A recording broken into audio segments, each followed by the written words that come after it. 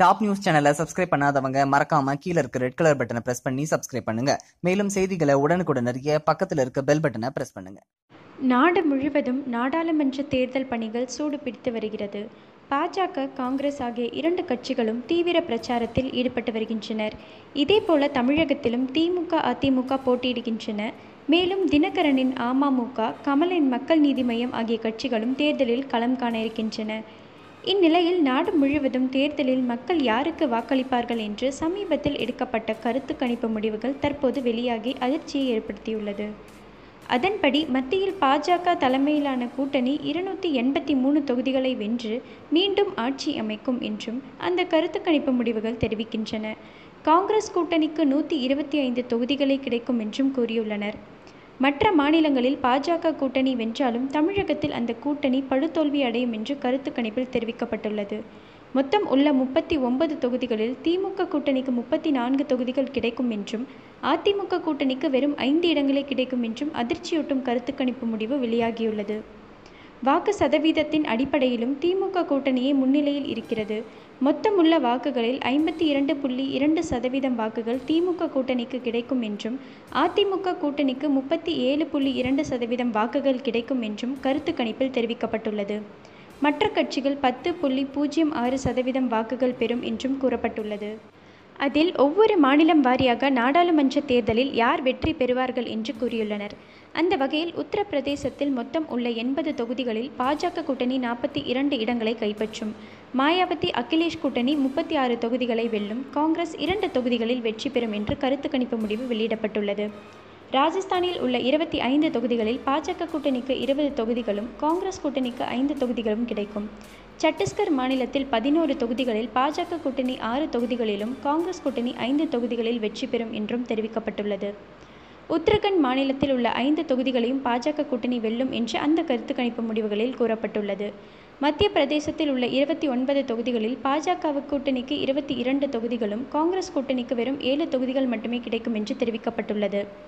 ஹரியானாவில் 10 தொகுதிகளில் 8 தொகுதிகள் பாஜக கூட்டணிக்கும் 2 தொகுதிகள் காங்கிரஸ் கூட்டணிக்கும் கிடைக்கும் என்றும் அந்த கருத்து கணிப்பில் வெளியிடப்பட்டுள்ளது.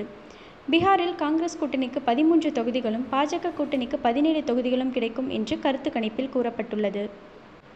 இது ஒரு பக்கம் இருக்க, அதிமுக ஒருங்கிணைப்பாளர் ஓ. பன்னீர்செல்வம் மற்றும் துணை ஒருங்கிணைப்பாளர் முதல்வர் எடப்பாடி பழனிசாமிக்கு எதிராக கே.சி. பழனிசாமி தொடர்ந்த வழக்கு இன்று டெல்லியில் விசாரிக்கப்பட உள்ளது. இந்த வழக்கை அவசர வழக்காக ஏற்று நீதிமன்றம் விசாரிக்க இருப்பதாக தகவல்கள் வெளியாகியுள்ளன. திருப்பரங்குன்றம் தேர்தல் வழக்கு போலவே இதுவும் கையெழுத்து தொடர்பான வழக்குதான். நாடாளுமன்ற தேர்தல் மற்றும் சட்டமன்ற இடைத்தேர்தலில் போட்டியிடும் வேட்பாளர்கள் அதிமுகவால் தற்போது தேர்வு செய்யப்பட்டு பட்டியல் வெளியாகியுள்ளது. 20 நாடாளுமன்ற வேட்பாளர்கள், 18 சட்டசபை இடைத்தேர்தல் வேட்பாளர்களை அதிமுக தேர்வு செய்து பட்டியலை வெளியிட்டது. இதற்கான விருப்ப மனுக்களில் அதிமுக ஒருங்கிணைப்பாளர் ஓ. பன்னீர்செல்வம் மற்றும் துணை ஒருங்கிணைப்பாளர் முதல்வர் எடப்பாடி பழனிசாமி ஆகியோர்தான் கையெழுத்திட்டனர்.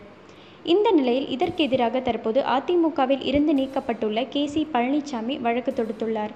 இந்த வழக்கு இன்று டெல்லி நீதிமன்றத்தில் விசாரணைக்கு வரவுள்ளது. அதன்படி அதிமுக சார்பாக தேர்தலில் போட்டியிடுபவர்களுக்கு கையொப்பம் இட பொதுச் செயலாளருக்கு மட்டுமே அனுமதி உள்ளது என்றும், புதிய விதி, பழைய விதி என்று எதுவும் ஒருங்கிணைப்பாளர் பன்னீர்செல்வம் மற்றும் இணை ஒருங்கிணைப்பாளர் எடப்பாடி பழனிசாமிக்கு கையொப்பம் இட அதிகாரம் வழங்கவில்லை என்றும், ஆனால் அதையும் மீறி இவர்கள் கையெழுத்திட்டுள்ளனர் என்றும் குற்றம் சாட்டப்பட்டுள்ளது. இதனால் இவர்கள் கையொப்பம் இட தடை விதிக்க வேண்டும், இவர்கள் இட்ட கையெழுத்து செல்லாது என்று அறிவிக்க வேண்டும் என்று வழக்கு தொடுத்துள்ளார். இந்த வழக்குதான் அவசர வழக்காக நீதிமன்றம் விசாரிக்க உள்ளது. இதனால் அதிமுக வட்டாரங்கள் மிகவும் பரபரப்பாக இருக்கிறது. இது ஒரு பக்கம் இருக்க, மக்கள் நீதி மய்யம் கட்சியின் முக்கிய நிர்வாகிகளில் ஒருவரான சி.கே. குமரவேல் அந்த கட்சியில் இருந்து விலகுவதாக கமல்ஹாசனுக்கு கடிதம் எழுதியுள்ளது அதிர்ச்சியை ஏற்படுத்தியுள்ளது. கூட்டணி எதுவும் அமைக்காமல் மக்கள் நீதி மய்யம் தேர்தலில் தனித்து போட்டியிடப் போவதாக அறிவித்துள்ளது. இந்த நிலையில் மக்கள் நீதி மய்யத்தின் அடிப்படை உறுப்பினர் உள்ளிட்ட அனைத்து பொறுப்புகளில் இருந்தும் விலகுவதாக அக்கட்சியின் முக்கிய நிர்வாகிகளில் ஒருவரான சி.கே. குமரவேல் கமல்ஹாசனுக்கு கடிதம் எழுதியுள்ளார்.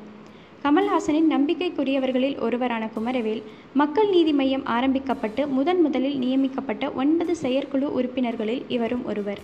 கட்சியின் கடலூர், நாகை மண்டல பொறுப்பாளராகவும் இருந்த குமரவேல் வரும் தேர்தலில் கடலூர் தொகுதியில் போட்டியிட இருந்தார் என்றும் தகவல் வெளியானது.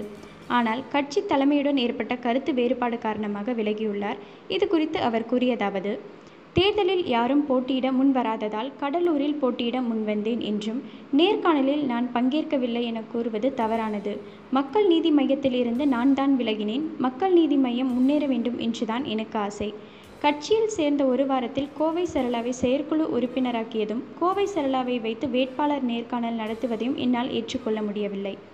மாற்று அரசியலை எதிர்பார்த்து மக்கள் நீதி மய்யத்தில் இணைந்தேன். ஆனால் இங்கும் அப்படியே தான் இருக்கிறது. கட்சியில் பல்வேறு குளறுபடிகள் இருப்பதால் ராஜினாமா செய்தேன்.